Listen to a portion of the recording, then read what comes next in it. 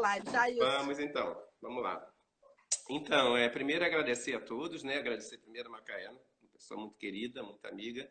A gente ter essa oportunidade de estar partilhando um pouco nossas questões, nossas considerações sobre a conjuntura, né? Aqui é a iniciativa do IPAD. O IPAD é o Instituto Pensamento e Ações para a Defesa da Democracia. E é também a aula inaugural do segundo módulo das turmas do Rio de Janeiro e de BH. Então, nós estamos convidando as pessoas para que a gente está abrindo novas turmas, módulo 1, né? Tanto no Rio de Janeiro como BH. A inscrição vai até amanhã. Eu vou lembrar disso de novo durante a live, mas basta entrar no Instagram, no site do Seja Democracia, né? E aqui mesmo vai ter indicações para que as pessoas possam se inscrever. A gente vai começar o curso virtualmente, né? Mas a gente depois tem curso, os cursos são presenciais e funcionam tanto em Belo Horizonte mesmo, como no centro do Rio de Janeiro, né? Então, acima de tudo, agradecer a todos e que a gente tenha uma boa reflexão, um bom debate. Macaé. Ok. Ô, gente, olá. Eu quero dar as boas-vindas à segunda turma, né, do IPAD. Quero cumprimentar também aqueles jovens amigos da primeira turma, né, que fez o módulo 1 no ano passado, e esse ano vai estar com a gente fazendo o módulo 2, que estão nos acompanhando. Agradecer o Jailson, essa oportunidade, o Instituto Maria e João Aleixo, IPAD, para a gente estar aqui fazendo essa conversa. Eu acho que num momento muito inquietante, um momento de muitas dúvidas, é sempre bom a gente poder se encontrar, ainda que distantes, né? Para pensar junto, para trocar ideia, para a gente se fortalecer. Então, quero dar um alô, um abraço para todo mundo. E eu queria começar a nossa conversa aqui, Jailson, hoje, lembrando um poema que a Conceição Evaristo publicou na virada do ano, no início de 2020. 2019 foi um ano muito pesado, muito duro, principalmente para nós que militamos no campo dos direitos humanos, dos direitos sociais, e estava todo mundo sentindo aquele ano muito pesado, e ela publicou um poema. Eu vou ler só um pedacinho desse poema, né? Que ela fala de aquilombamento. E ela fala: é tempo de caminhar em fingido silêncio e buscar o momento certo do grito. Aparentar fechar um olho, evitando o cisco, e abrir escancaradamente o outro. E aí ela vai dizendo que é tempo de ninguém soltar a mão de ninguém, mas para a gente ser atento, né? E, então, quando a gente... Macaé. Oi?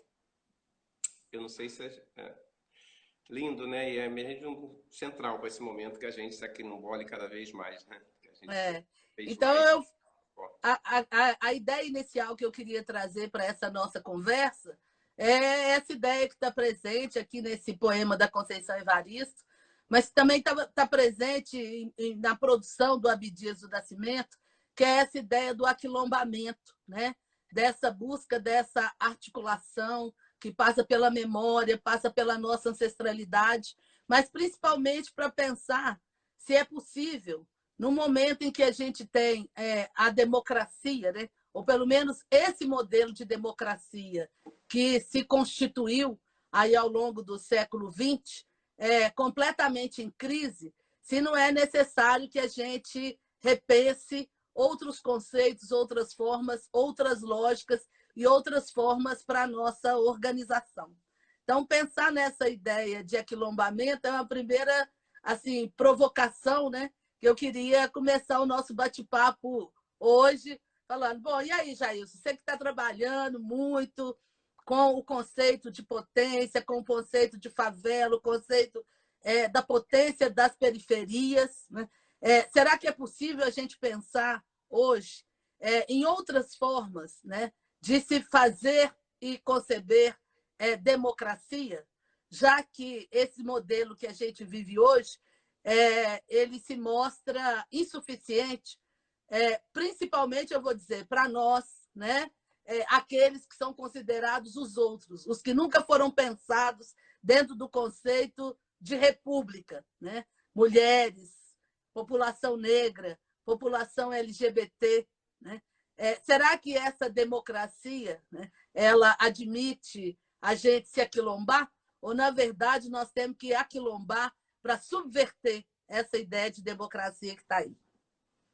Eu acho ótima a provocação, Macaé. Eu gostaria de começar tentando entender a crise da nossa democracia, né? A ideia de hoje é que a gente faça um processo um pouco mais sistemático de análise da conjuntura.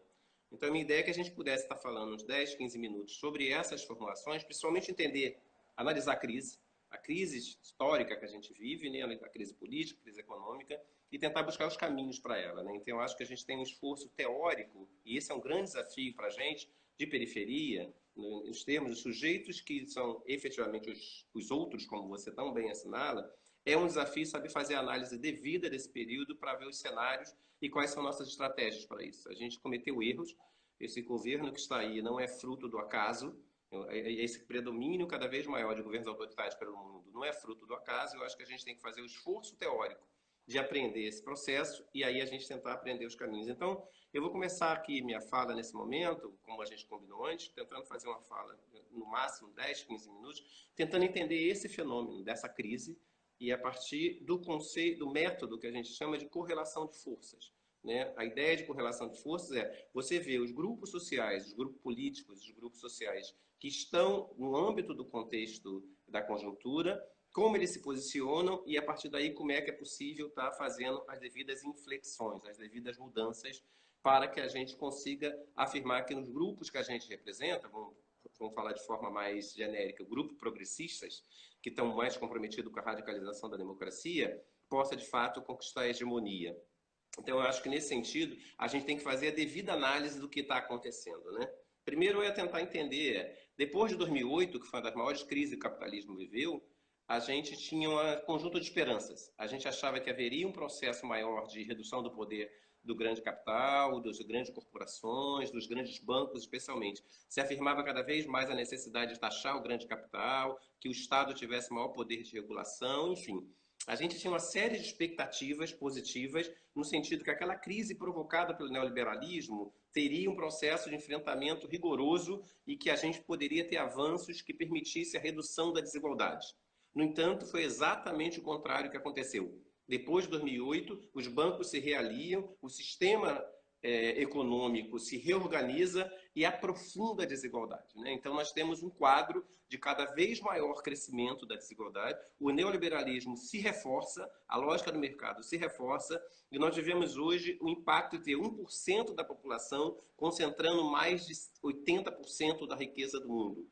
Então, nós temos um quadro cada vez maior de degradação da vida econômica, degradação do emprego, degradação do trabalho, e um quadro cada vez mais de aqueles seres considerados descartáveis, aumento cada vez mais dos seres considerados. Então, a grande novidade não foi só a afirmação da desigualdade, mas foi também cada vez mais a crise da ideia de democracia, como você tão bem aponta. Nós temos um quadro em que, historicamente, houve uma sinonimia, uma identificação entre os liberais e a democracia formal. Não era uma democracia que atendesse, de fato, à necessidade da maioria da população, mas havia, de certa forma, um Estado constitucional, um Estado de direito, que conseguia, de certa forma, regular as regras do jogo político. O que nós tivemos nos últimos anos é cada vez mais a fragilidade, a perda dessa democracia formal, não só no mundo ocidental, né? Historicamente, ela já era frágil nos países árabes, já era frágil na Rússia, já frágil na China e outros países desse tipo, mas ela cada vez mais se espraia para as periferias. Então, a eleição do Trump, o Brexit e a eleição do Bolsonaro fazem parte de um processo de afirmação de grupos extremistas, grupos da extrema-direita especialmente, que se articulam, conseguem se articular e conseguem estar pautando efetivamente uma nova agenda que sustenta, de um lado, a lógica liberal e, de outro, a supressão de direitos, principalmente dos chamados diferentes, da grande maioria da população, né? Isso vem no bojo de um processo de crise da razão cognitiva, crise da razão científica. Isso é fundamental ser levado em conta. Durante todo o século XX, desde o século XIX, principalmente no século XXI, se afirmou cada vez mais o primado da tecnologia. Ao mesmo tempo, se afirmava cada vez mais o primado da razão. O que significa isso? Que a expressão, a noção de verdade estava vinculada à razão científica. Se a ciência diz que é verdade, é verdade. Quer dizer, então, a razão liberal e a razão científica derrotou a perspectiva do que era considerado razão na Idade Média, que era a posição da igreja. O que a igreja afirmava que era verdade, era verdade. O que nós temos recentemente é uma crise da razão. Nós temos cada vez mais grupos significativos de pessoas que afirmam que, eu chamo o que Gramsci, um pensador italiano fundamental, que ele pensou muito o processo de ascensão do fascismo, tanto na Itália como na Alemanha, como em outras partes da Europa. Gramsci chamava que havia uma disputa entre o pessimismo da razão e o otimismo da vontade. Então, objetivamente, nós temos que ter o otimismo da vontade para tentar entender a conjuntura, mas temos que ter uma capacidade analítica que use a razão. O que esses setores extremistas fizeram foi cada vez mais romper com essa perspectiva da racionalidade científica. Então, eles afirmam, a partir da vontade, eu defino o que é verdade. Então, eu descolo cada vez mais a dimensão de verdade do conjunto das bases argumentativas e eu construo uma noção de verdade que sustenta principalmente no meu querer, no meu desejo. É isso que chama-se o primário da desrazão. Então, há um equívoco fundamental, eu estava discutindo isso hoje, quando as pessoas chamam de burrice o que caracteriza o Bolsonaro, seus grupos, seus seguidores, né? Porque se é burrice, efetivamente nós não temos nada a fazer. Que a burrice seria um caráter inerente à dimensão biológica das pessoas. Então, se é burrice que faz com que 57 milhões de pessoas votem no Bolsonaro, ou que seus seguidores efetivamente sejam considerados burros, nós não podemos fazer nada. Então, esse reducionismo que faz com que a gente simplesmente os defina como burros e ponto, que é um termo bastante chulo, termina não entendendo as bases que sustentam essa perspectiva. Na verdade, existe dois elementos que se combinam. Existe três, na verdade. Tem um elemento primeiro, que é a hegemonia da desrazão, é a crença de que o que eu quero pode ser a base da ação no mundo. Tem um processo de afirmação, de naturalização do projeto da desigualdade, o processo desigual, quer dizer, a desigualdade é cada vez mais naturalizada. E outro processo fundamental é o que eu chamo de particularização da existência. Grupos sociais cada vez mais se fecham nos mesmos, se fecham em torno de si, se fecham em torno do seu mundo, quer dizer, tem um profundo temor do mundo social, e cada vez mais perdem a empatia, ou não desenvolvem a empatia pelos diferentes, pelo outro. Então, nesses casos, estão os grupos jovens negros das favelas, usuários de crack, LGBT, pessoas negras em geral, pessoas das periferias em geral. Cada vez mais você desconsidera a importância e o direito dessas pessoas viverem. Então, não é casual que nesse processo de falta de empatia, a crise do coronavírus apareça como uma manifestação de quase que impiedade diante dos que podem adoecer ou diante dos que podem morrer, especialmente os idosos. Então, não existe burrice nesse aspecto apenas. Existe um processo de uma naturalização de uma perspectiva de vida a partir da vontade e da legitimidade na vida de alguns que sustenta esse processo. Então, nosso desafio fundamental na atual conjuntura mas uma coisa importante, isso é só chegar ao poder, só conseguir se eleger, seja o Trump, seja o Brexit, seja Bolsonaro, a partir do apoio do grande capital, dos grandes meios de comunicação, das grandes corporações empresariais. Eles não teriam chegado ao poder sem esses pretensos liberais, os liberais arrependidos, que efetivamente sustentaram, a partir de um equívoco político fundamental, que foi a tirada do poder de forma ilegítima do PT do governo, sustentam e sustentaram esse projeto. Então, como a gente está colocado hoje no quadro de enfrentamento de um projeto que ele se radicaliza no âmbito da população por dois elementos fundamentais. Primeiro, a partir de uma forte crise do sistema, e os partidos progressistas, os grupos sociais progressistas não conseguiram se desvencilhar desse discurso. Nós passamos a ser associados ao sistema, seja a sociedade civil, seja os partidos, seja as organizações da sociedade civil, como as nossas ONGs, sejam os partidos, e ao mesmo tempo é um processo de legitimação de um processo cada vez maior de esvaziamento da política. Então, há um esvaziamento da política onde aquele que aparece como fora do sistema se sustenta. Então, nós temos, de um lado, a desrazão como uma perspectiva hegemônica, o otimismo da vontade. Temos, de um lado, o apoio das grandes corporações, dos meios de comunicação, que sustentam um projeto extremista, e, ao mesmo tempo, temos um processo cada vez maior de esvaziamento da empatia. Então, o nosso desafio ainda relembrando Gramsci, como construir um novo próprio histórico, como construir uma narrativa que permita fazer com que as pessoas, dominadas pelo que há de pior do senso comum, e aí a questão do senso comum é fundamental, porque há parcelas de bom senso no senso comum que nós temos que levar em conta. o nosso desafio fundamental e o aquilombamento é uma forma de a gente pensar novas narrativas, é como que a gente chega à construção de um processo histórico que nos permita construir uma narrativa que recupere o que há de bom senso nesse senso comum e rompa com seus princípios irracionais, extremistas e que valorizam a falta de empatia e particularização da existência. Para começar, eu gostaria de estar falando isso para tentar entender o nosso momento. Ô, Jailson, então, assim, eu quero pegar a questão do aquilombamento, né? Para dizer que eu acho que uma das questões importantes para a gente é que, ao mesmo tempo que você tem um esvaziamento ou uma construção de uma desqualificação desse lugar da política, né? A gente também vê nesses setores uma política de corpo a corpo muito forte. Então, eu falo que a gente precisa dar conta de compreender e de perceber isso. Você tem uma narrativa global de que fala mal do político, né? O político é aquele que não presta, o lugar da política é aquele que não vale nada, é o lugar da corrupção, mas, ao mesmo tempo, se faz política o tempo todo, e se faz política corpo a corpo, se faz política na base, se faz política em todos os lugares, inclusive nas igrejas. Né? Então, para mim, uma das questões para a gente entender esse momento, se posicionar nesse momento, é uma reconexão, eu vou dizer principalmente de nós, do campo da esquerda, mas eu quero falar principalmente como educadora de educação básica. Uma das coisas que mais me deixou assim, um tanto quanto perplexa nos últimos tempos, é ver o discurso de desqualificação da escola pública e dos seus professores, num cenário de que, em qualquer comunidade que a gente chegue, a gente tem uma escola. Né?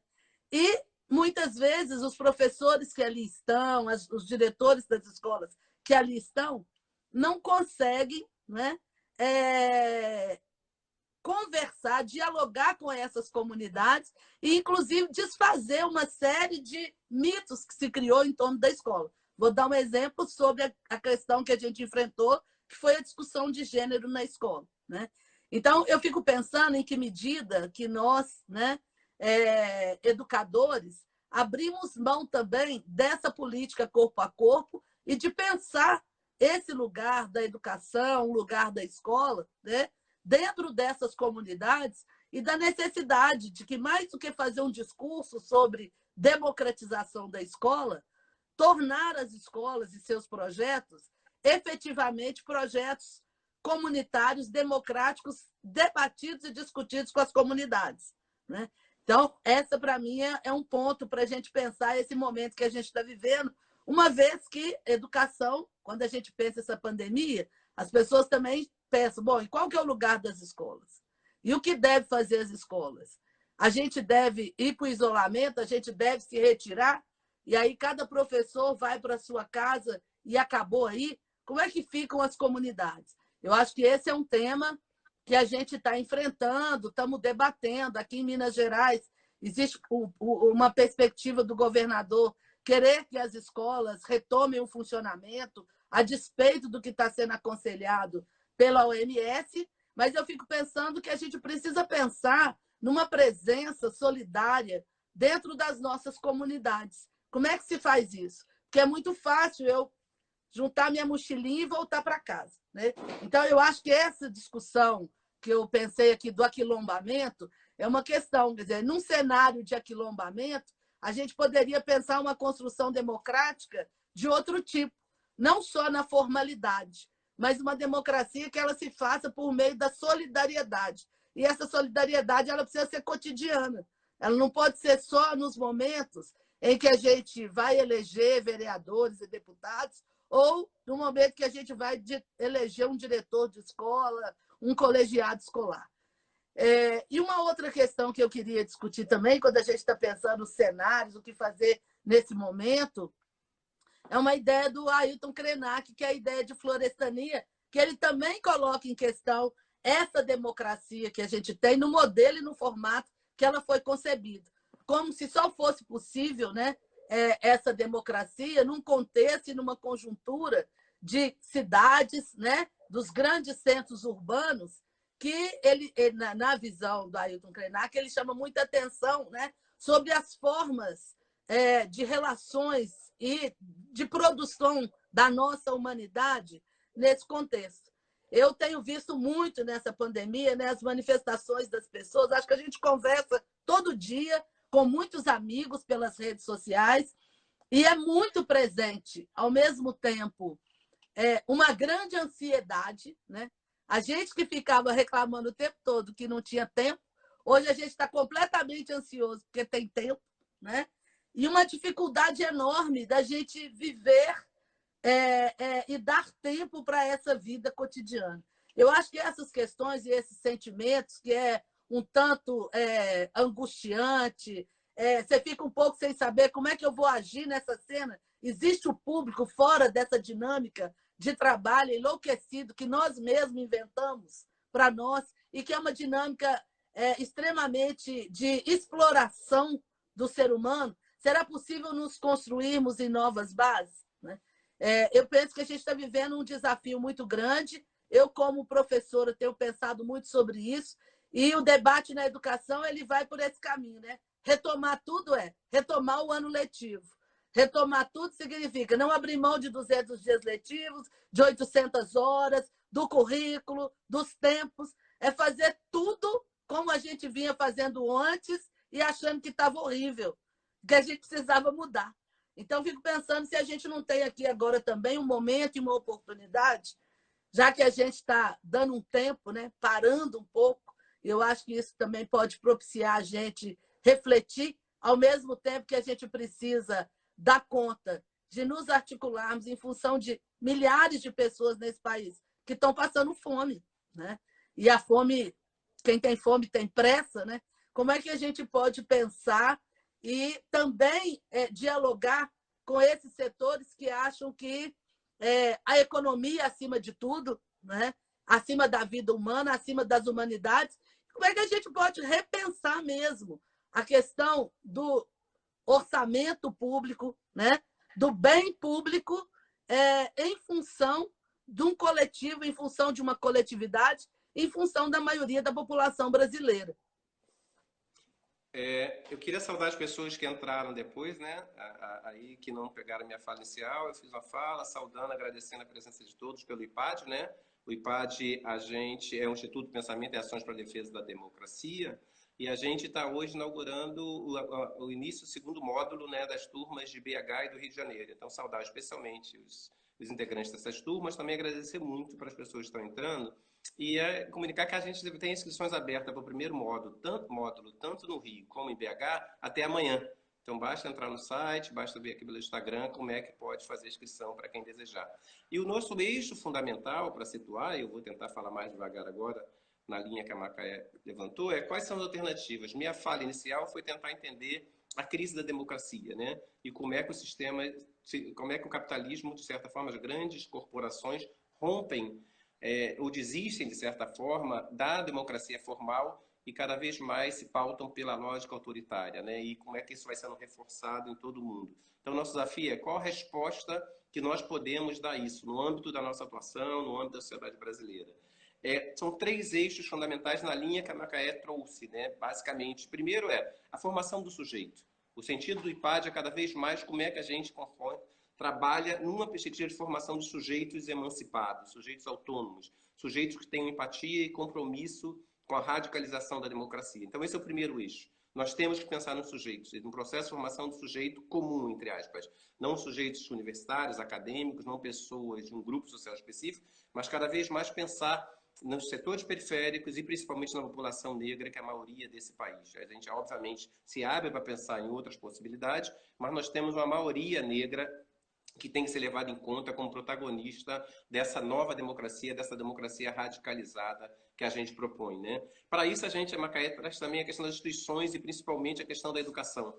Né? Nós, historicamente, eu vim da escola pública, a Macaé também veio da escola pública, muitos de nós estão aqui presentes, viemos da escola pública, e historicamente nós assistimos como a escola pública foi degradada. Muitas vezes a própria universidade, eu fui professor da Faculdade de Educação, 27 anos, contribuiu para trabalhar essa dimensão da fragilização da escola pública, quando havia apenas a partir da ideia da carência, da precariedade, da falta. Por quê? Porque os sujeitos centrais da escola pública é a população periférica, são os grupos sociais negros da periferia e das favelas. Então, essa sinonimia entre fracasso da escola pública e sua falta de potência deriva-se também da falta de reconhecimento da nossa potência como seres periféricos, como seres negros. Então, reconhecer que a formação dos sujeitos passa por uma nova instituição escolar é fundamental. E para essa nova instituição escolar funcionar, nós temos que saber que ela não tem que ficar refém dos professores apenas. A educação é importante demais para ficar apenas na mão dos professores. A segurança pública é importante demais apenas ficar na mão da polícia. A democracia é importante demais para ficar apenas na mão dos políticos. Então nós temos que efetivamente contribuir cada vez mais para transformar as instituições. E transformar as instituições, seja as igrejas, seja as escolas, seja o sistema político, passa pelo reconhecimento do protagonismo dos setores populares. Para isso a gente tem que ter proposições que reforcem um novo tipo de democracia, uma democracia muito mais enraizada nas nossas demandas, numa nova agenda, efetivamente, que incorpore as necessidades fundamentais da população da periferia. Então, construir uma agenda política que leve em conta nossas demandas são fundamentais porque elas não vão vir dos grupos dominantes. É ilusão acreditar que os grupos de oposição tradicionais, brancos, de classe média, historicamente escolarizados na universidade tradicional, possam apresentar proposições que incorporem as demandas da maioria da população negra. É uma agenda fundamental, por exemplo, hoje, que a gente tem afirmado, que é o genocídio dessa população negra. Isso nunca foi incorporado como uma bandeira pela maioria dos setores sociais, mesmo de oposição.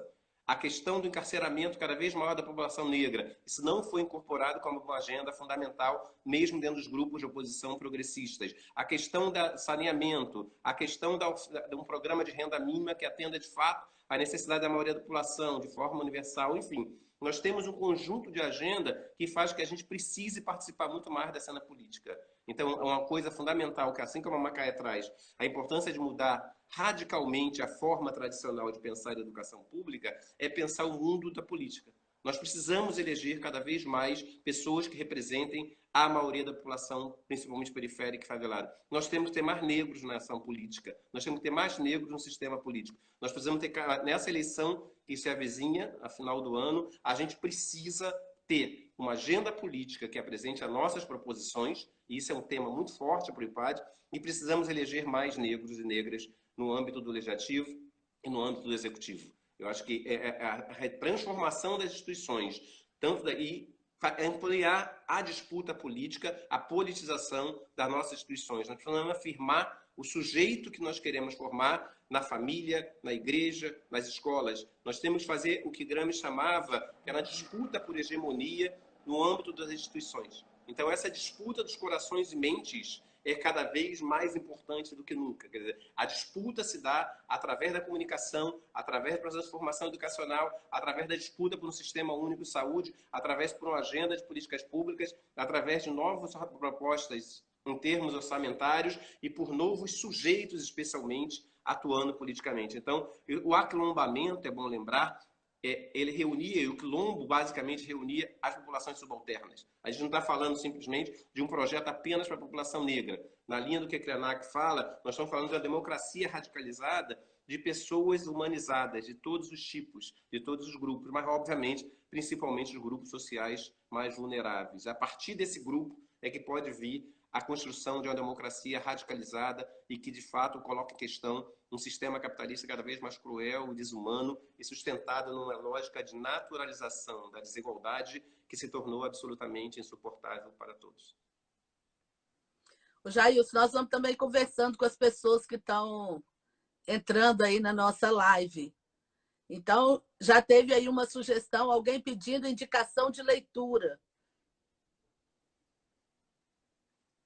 Eu vou indicar um livro do Jailson que chama O Novo Carioca. O livro que eu mais gosto, o Novo Carioca tem artigos meus, do Barbosa e do Marcos Faustini, que a gente tenta discutir outro elemento fundamental para entender e para efetivar a ação política, que é o território. Nós temos 3 elementos fundamentais para a radicalização da democracia. A formação do sujeito, a reconstrução das instituições para que elas sirvam aos sujeitos e não simplesmente se transformem os sujeitos em objetos, e o território. E aí, principalmente território periférico. E o Novo Carioca tenta afirmar justamente a discussão dessas instituições. Tem um projeto Bruxas e Bruxas da Cidade, tem um livro que são Bruxas e Bruxas, que eu tento discutir quem é o revolucionário do contemporâneo. Quem é esse personagem que pode revolucionar? E eu chamo de bruxas e bruxas, que são seres emancipados. São seres que afirmam sua autonomia diante das instituições e têm empatia. E produzem uma nova forma de relação com a natureza. A formação desse bruxo, dessa bruxa, desse ser emancipado, é o desafio de todos nós hoje na sociedade, né? Agora, em termos de leituras mais gerais, eu penso que Gramsci, um autor como Gramsci, pode ser de novo revisitado. Gramsci, como eu disse, escreveu, é um pensador italiano que morreu sob o fascismo de Mussolini, e escreveu tentando entender por que nós fomos derrotados, por que o socialismo foi derrotado no mundo ocidental na década de 20, e como era possível construir outra forma de pensar, não o socialismo naqueles termos tradicionais, outra forma de democracia, né? Então, pensar em conceitos com hegemonia, pensar em conceitos como ideologia, pensar diferentes tipos de conceitos que Gramsci utilizava como bloco histórico e outros mais, pode nos ajudar a interpretar, nesse momento, a ascensão do fascismo e criar mecanismos que possam ajudar a derrotá-lo. E por onde passa a derrota dele, temos que construir uma frente democrática. Temos que construir, com os setores de centro que se arrependeram de apoiar Bolsonaro, uma perspectiva que de forma imediata coloca em questão e bloqueia esse projeto da extrema-direita e nos ajuda a criar novas bases de referência para a democracia. Eu acho que vale a pena também revisitar a Hannah Arendt, tem coisas muito legais que ela escreve para entender esses tempos. Eu quero indicar um livro fofo, que é Ideias para Adiar o Fim do Mundo, que é do Ailton Krenak. E acho que a gente tem que ler poesia também. Então, vou indicar Poemas da Recordação, da Conceição Evaristo. O Edu eu queria indicar mais um livro, que a gente ia lançar dia 3 de abril, e que infelizmente não podemos lançar no coronavírus, que é um livro sobre a história de Macaé Evaristo, uma mulher negra que chega ao espaço de poder, com uma história maravilhosa. Então, a gente tenta entender como a Macaé se tornou o que se tornou. É um livro organizado por mim, por Eliana, que a gente entrevista, tem a narrativa, as falas de 7 pessoas, com prefácio da Conceição Evaristo, prima de Macaé, inclusive, muito querida, e que a gente vai estar lançando agora assim que acabar o coronavírus. Tentar entender a potência da trajetória de uma pessoa como Macaé vai nos ajudar cada vez mais a formar novos seres potentes. É entender que a Macaé não é simplesmente uma figura extraordinária. Ela se formou como intelectual, como militante, como ativista, como uma pessoa linda que ela é, a partir de redes sociais que ajudaram a ela se tornar o que ela se tornou. Ela foi se tornando protagonista da sua história, mas não sozinha. Não é aquela lógica tradicional do self-made man que valoriza a meritocracia. Ela se tornou a pessoa que nos representa a partir de um leque de experiências, vivências e cada vez mais aquilombamentos que foram se fazendo na sua história. Então foi nesse aquilombamento que a Macaé se tornou essa pessoa fantástica, e esse livro tenta registrar exatamente isso. A gente quer entender, fazendo uma crítica à meritocracia, como nós, cada vez mais, lideranças periféricas, podem se constituir e afirmar seu lugar na história e fortalecer as nossas lutas. O Edu fez uma pergunta aí que eu acho que vale a pena a gente conversar. O Edu falou sobre a questão da seguridade. E aí eu me lembrei de uma questão que, para mim, é bem interessante, ainda pensando nessa lógica do aquilombamento, né? A ideia de previdência social, para mim, ela nasce muito com as organizações de mulheres. E com as organizações de mulheres, como, por exemplo, a gente tem na Bahia, né? Uma grande organização que é da Nossa Senhora da Boa Morte, que são as formas de se organizar e que mulheres vão se organizar, Jailson, para garantir, naquele momento, né, para garantir que as pessoas negras que não tinham direito nem a ser enterradas, para que elas tivessem direito a um enterro justo, a um enterro digno. Então, essa forma de se organizar, né, que hoje a gente ainda tem, aqui em Minas, a gente tem na Bahia, que são as formas de organização do Congado, das organizações do Rosário, né, que são uma forma de confrarias, mas, na verdade, são organizações que, naquele momento, elas se organizavam para garantir enterros dignos, para garantir compra de remédios, de medicamentos, para garantir a compra de alforria. E, na raiz disso aí, eu falo, daí nasceu essa ideia da Previdência Social. Porque a Previdência Social, cada vez mais, para mim, é uma questão que ela só diz respeito, né, aos despossuídos. Quem tem muita grana, quem tem muito dinheiro, não se preocupa com a Previdência Social, né? Daí que essas pessoas que hoje estão no poder, elas pouco se importam, né, em cada vez mais expropriar o trabalhador.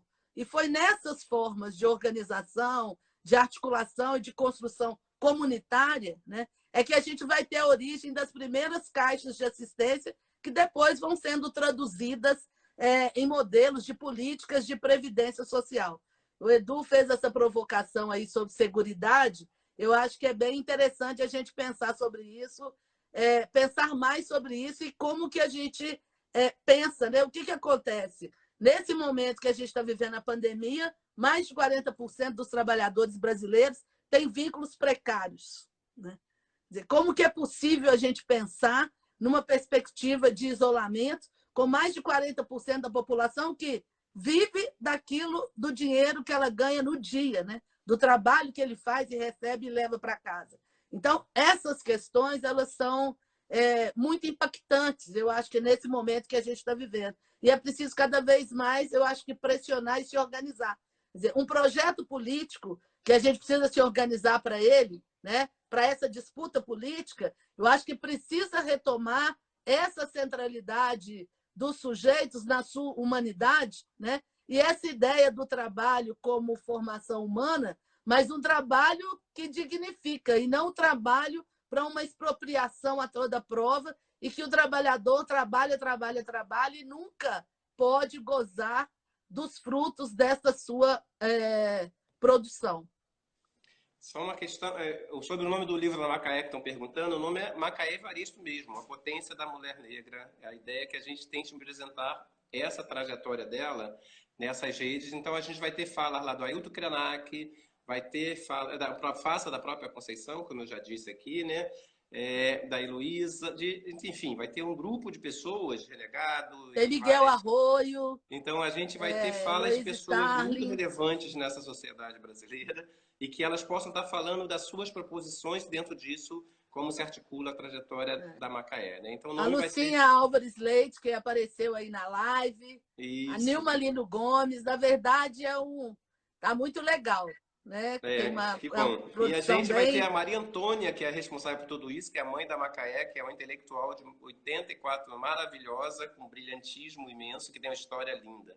Então, o livro vai ser lançado agora em maio, assim que a gente sair da quarentena, mas a gente traz nele algumas questões fundamentais para pensar essa discussão da democracia. O que eu queria discutir na linha que a Macaé fala é muito pouco a gente pensar em seguridade e aposentadoria hoje, por uma razão simples. Cada vez mais o trabalho está sendo extinto nas condições remuneradas que tem. O capitalismo tende a tornar cada vez mais os trabalhadores descartáveis. Por isso, a grande bandeira, a grande agenda que a gente precisa fazer e que o coronavírus provocou, isso foi muito bom, é a questão da renda universal, é a questão de uma renda mínima efetivamente que garanta a sobrevivência do trabalhador. Então, não é simplesmente o Bolsa Família. Talvez não mínima, né, Jailson? Uma renda digna. Talvez pensar a dignidade como paradigma para as políticas públicas, né?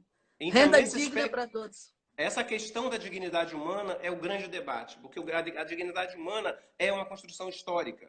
Hoje, teve um tempo que a escola não era garantida para todos. Depois de torno da sua universalização, assim como a universalização do sistema de saúde, assim como a universalização do sistema de saneamento, de habitação, se tornam direitos fundamentais, quer dizer, são direitos básicos que têm que ser adquiridos, assim como a aposentadoria. E agora está colocada a questão de uma renda digna. O importante é, cada pessoa tem que ter uma renda que garanta minimamente a sua sobrevivência. Que a gente tenha uma renda que possa ser cada vez mais melhorada, que vá desde a garantia de condições básicas em termos de alimentação, de habitação, de acesso à internet, acesso à cultura, porque a cultura é fundamental nesse processo. Então, a luta hoje, como já em várias prefeituras estão buscando garantir uma renda que seja um salário mínimo para cada pessoa de uma casa, isso tem que ser garantida e isso tem que ver o quê? Do imposto das grandes fortunas, do imposto de heranças, cada vez maior de um processo de solidariedade, mesmo que compulsória, dos mais ricos. Então, a gente romper a relação que existe entre seguridade e trabalho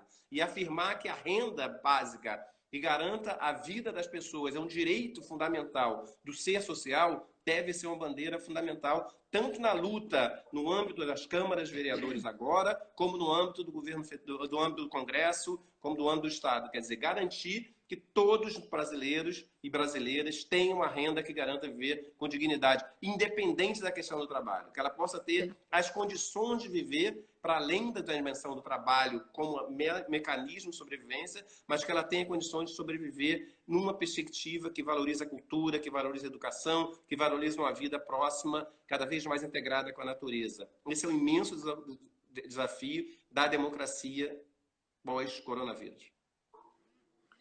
A Sandra, ela está me perguntando aqui, perguntando para você também, Jailson, o que a gente acha das iniciativas para a implantação de educação à distância nessa quarentena? E se aumentará as desigualdades sociais? A gente conversou sobre isso já, né? Ontem aqui em Minas a gente fez uma live, um debate sobre essa questão. Eu acho que, primeiro, o que está se fazendo muito rapidamente, a gente nem pode chamar de educação à distância. Muitas vezes é uma tentativa de reproduzir uma aula que é dada em classe pela internet, ou pelo computador, ou por uma plataforma. Então, eu acho que isso aí a gente deve guardar uma reserva em chamar isso de educação à distância. Mas eu acho que o mais sério nisso tudo é a gente falar numa perspectiva dessa, numa sociedade, numa conjuntura, num contexto que a maioria dos nossos estudantes não tem acesso à internet, né? Não tem acesso à internet, não tem acesso a computador e muito, muito menos acesso a um smartphone, né? Às vezes tem um celular. Então, quando nós estamos falando no caso de Minas Gerais, que a gente tem 4 milhões de estudantes na rede pública, né? E pelo menos 1/3 desses estudantes, suas famílias são bolsistas do Bolsa Família. Ou se não são, estão dentro dos critérios, mas não são atendidas pelo programa Bolsa Família, né? Então, são famílias em que não tem nenhum acesso. Então, como que a gente pode falar de direito à educação, de educação para todos, ou de educação à distância, num cenário que a gente não conseguiu produzir minimamente as condições materiais para que isso aconteça? Além do mais, eu acho que escola, para mim, é muito mais do que instrução. Passa pelo espaço da convivência, né? E da convivência democrática. E aí eu penso que o ambiente escolar, né, ele é fundamental para que a gente possa pensar essa experiência, inclusive, de construir uma sociedade que dê conta de dialogar e olhar para o outro e conviver com o outro, né? Se a gente optar por mecanismos que cada vez mais faça a gente ficar ensimesmado, né? Escondido, cada um no seu quadrado, eu acho que a gente está indo contrário a essa ideia. Então, eu tenho muitas reservas, eu acho que a gente precisa pensar como estar próximo, como criar mecanismos de estar próximo das nossas comunidades. Eu acho que as ferramentas, a tecnologia, ela é fundamental, mas ela não é substitutiva do ambiente escolar, substitutiva dessa relação tete a tete, professor-aluno, né? E aqui em Minas eu escuto muita coisa. Outro dia uma mãe estava falando, na minha casa tem um celular, como é que eu vou fazer? Eu tenho 4 filhos na escola, como é que eu vou fazer com um celular para esses meninos dar conta de fazer, né, o que se está propondo fazer aí de educação à distância? Eu acho que concordo extremamente, Macaé, com tudo que você diz, e acho que tem outro elemento fundamental que é perverso nessa lógica, nesse momento, que é a perspectiva de você escolarizar o espaço doméstico, né? O espaço doméstico é um espaço de partilha, um espaço de vivência, então você é um produtivismo absoluto que faz com que ache que a criança não tenha outra coisa a fazer, ou não possa fazer outra coisa, que não seja passar pela lógica do conhecimento escolar, né? Eu acho que é um momento excepcional. A gente não está falando que simplesmente possa ignorar a escola, mas você querer transformar os pais, entre aspas, em pedagogos e então responsáveis pela educação do filho no âmbito da casa dele, me parece que também é uma violência. Eu acho que a gente tem que saber efetivamente, é isso tudo que você diz, que o espaço escolar é um espaço educativo, de socialização, de reconhecimento, e a família é outro tipo de espaço. Quer dizer, você não pode simplesmente querer trazer para o ambiente familiar um processo pedagógico que é construído a partir de condições específicas no âmbito da escola. Então, é caber reconhecer que as famílias podem ter sabedoria e capacidade de construir formas de educar, de aprender, de inovar, que não passe necessariamente por essa lógica, além de ser uma lógica perversa, né? Porque, efetivamente, é o que eu chamo de uma lógica sociocêntrica. É a partir das referências dos grupos sociais dominantes que você busca universalizar um conjunto de teorias, conceitos, metodologias e proposições. Então, certamente, nossas famílias podem caminhar nesse período de uma forma muito a vivenciar outra experiência, outros contatos e outras formas de sociabilidade entre si que não passa necessariamente por essa lógica da educação à distância. Que, como a Macaé diz, é um processo muito complexo, principalmente que os setores conservadores têm apostado cada vez mais na lógica do ensino domiciliar, que prescinde da escola, da instituição escolar, e isso é muito grave. Né? Você deixar de reconhecer a importância da sociabilidade, da diversidade, da diferença que a escola permite, você fortalece uma lógica de particularização da existência, que é um grande problema hoje no país e no mundo. Nós temos que superar uma ideia de que nós só podemos viver com os mesmos. Nós temos que ir além disso. E, certamente, isso não vai ser conseguido através da educação à distância, mas de uma educação democrática cada vez mais comprometida com as relações comunitárias. Né? Eu queria saudar as pessoas todas que estão aí chegando, apresentando, muitas pessoas que eu tenho imenso carinho e alegria. É um prazer a gente estar aqui junto nessa aula inaugural do nosso módulo, do segundo módulo do IPAD, né? A Sandra pediu para vocês comentarem sobre... Gente, nós estamos aqui fazendo a live e tentando ler tudo que as pessoas escrevem aqui. Então, por isso que às vezes eu chego assim pertinho, é porque eu enxergo pouco mesmo. Eu tenho que fazer isso para ver. Lei de renda mínima desde 2004.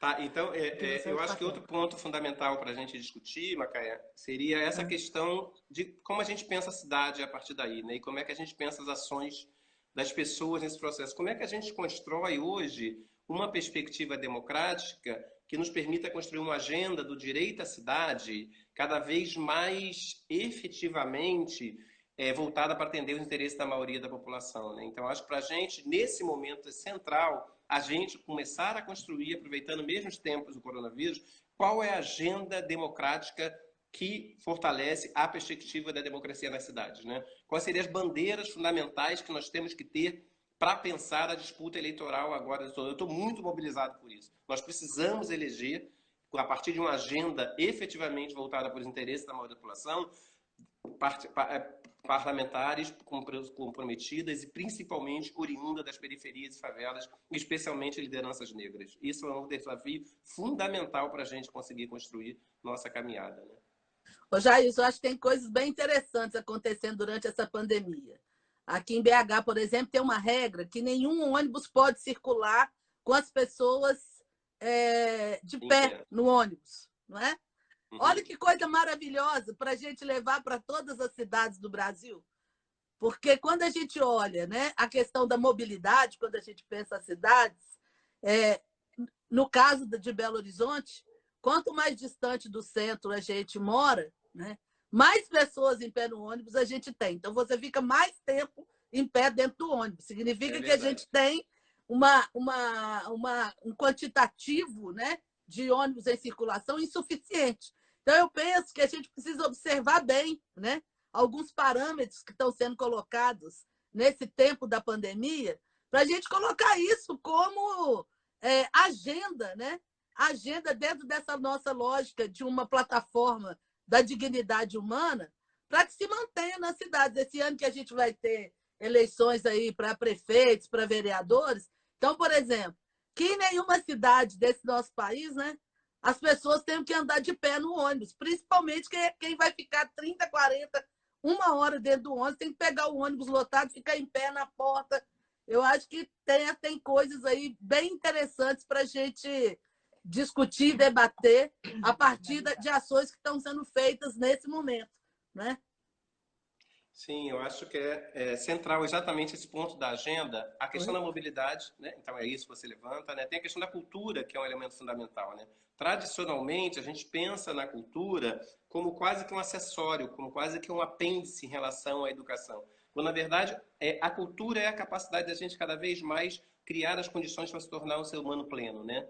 Então, pensar a cultura como elemento estratégico, principalmente fortalecendo as suas manifestações no âmbito das periferias, é um elemento central da agenda. A cultura não pode ter um orçamento de menos de 1%, como se coloca, né? Quer dizer, é cada vez mais central a gente fazer investimentos que veja a cultura e ações culturais e seus agentes, seus atores, como os elementos mediadores para a construção dessa democracia radical que nós queremos, né? Então, nós não podemos centrar a nossa agenda apenas na resistência ao projeto conservador. Nós temos que ser propositivos e propor, tanto no âmbito da educação, como no âmbito da cultura, como no âmbito da mobilidade, como no âmbito da infraestrutura, projetos que garantam, de fato, outro tipo de cidade, entendeu? Então, esse tipo de cidade que nós desejamos passa pelo encontro dos diferentes. E a cultura e a educação são elementos centrais para a gente estar se colocando diante disso, né? Então,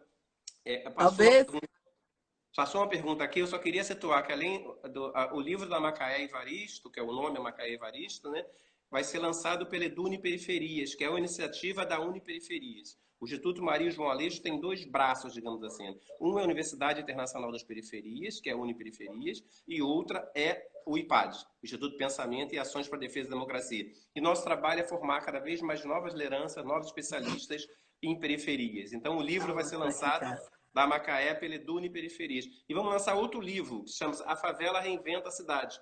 O Mário Pires está aqui, é um prazer tê-lo aqui, ele é um dos autores, junto comigo e com Jorge Barbosa. É uma nova interpretação da cidade a partir do desenvolvimento das favelas, levando em conta um livro que o Jorge Barbosa nós dois lançamos em 2005, que era Favela, Alegria e Dor na Cidade. É tentar interpretar a favela e o seu papel protagonista na cidade a partir de uma perspectiva de uma nova agenda. Ele vai ser lançado também agora em maio. Enfim, esse esforço teórico que a gente está fazendo, como sugeri nos livros, o Gramsci tem uma coletânea que chama Cadernos do Cárcere. Então, para quem pediu aqui referência, Cadernos do Cárcere é uma coleção de 5 livros, basicamente, que pode permitir, mas tem vários livros de terceiros que analisam os seus conceitos fundamentais. O livro fundamental da Hannah Arendt, que a gente pode levar em conta, chama-se Condição Humana. É um livro que ajuda a entender o processo de relação entre o público e o privado. E essa discussão é fundamental quando a gente fala da questão da relação entre sujeitos e instituições. Então, esse elemento de pensar esses integrados nos diferentes pautas da cultura, da educação, da saúde, é para pensar, acima de tudo, pensar a cidade. Esse é o desafio que está colocado para a gente. Jailson, foi ótimo bater esse papo com você. Eu quero aproveitar, dar as boas-vindas aos nossos alunos do IPAD, do nosso curso Seja Democracia. Quem está chegando aí esse semestre, na turma 2, aos alunos que fizeram o primeiro módulo no semestre passado, vão estar com a gente com várias atividades nesse semestre, que a gente se encontre em outras lives. Quero agradecer a você pelo convite, falar que amanhã é o último dia de inscrição, tanto para a turma do Rio de Janeiro, quanto para a turma de Belo Horizonte, e espero que a gente possa se encontrar aqui, em qualquer lugar desse país, para boas prosas, mas principalmente avisar também que essa live está indo para a página do IPAD no Facebook, e também eu vou compartilhar na minha página e na sua página aí, Jailson, para quem não pôde nos assistir agora, também poder colaborar conosco, mandar ideias, e a nossa tarefa é essa, né? Fazer a revolução. E a gente vai fazendo um pouquinho a cada dia. Eu acho que essa questão que você fala é fundamental. A gente não pode ter medo de usar a palavra revolução, né? Nós precisamos resgatar o sentido maior da revolução, como é a revolução de seres humanos plenos, né? Seres humanos cada vez mais identificados com a natureza, com os outros e consigo mesmo. Esse trabalho cotidiano da revolução é um trabalho da gente se fazendo humano a cada dia, se fazendo pleno a cada dia, mudando a forma como a gente se relaciona com as instituições, mudando a forma como a gente interfere no território, e isso passa necessariamente pela política. A gente precisa cada vez mais agir politicamente. Esse é o sentido do IPAD, formar cada vez mais seres políticos que nos ajudem a construir uma nova agenda revolucionária que humanize cada vez mais a nossa humanidade e toda a humanidade. Me parece que é uma alegria a gente ter conversado. Macaé é uma pessoa que eu amo muito, quero fazer essa declaração de amor aqui profunda e que eu admiro profundamente. Então é uma pessoa que me alimenta muito nessa esperança de construir essa humanidade, esse ser humano que eu quero ser e essa humanidade que nós queremos viver. Então, muito grato a todos que assistiram. Desculpe muitas vezes a pressa, nós temos muito pouco tempo, então a aceleração. Mas todas as questões que nós conversamos Nós aqui estamos estão faltando 18 segundos. então nós nos despedimos aqui com muita alegria. E a gente fica Um muito feliz de beijo. contar com vocês. Até a próxima. Tchau, gente. Beijos. Thaís, eu tô político. Minha vereadora. Beijos.